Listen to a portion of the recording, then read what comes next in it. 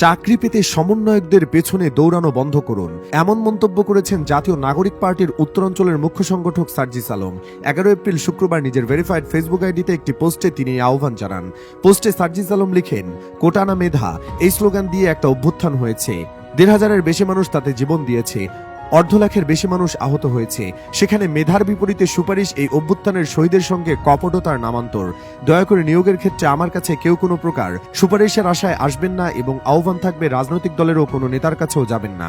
বরং আমরা চাইব বাংলাদেশ পুলিশ শতভাগ স্বচ্ছ নিয়োগ প্রক্রিয়া অনুসরণ করবে এবং সব রাজনৈতিক দলের নেতারা সেখানে সহযোগিতা করব, মেধার জয় নিশ্চিত করব।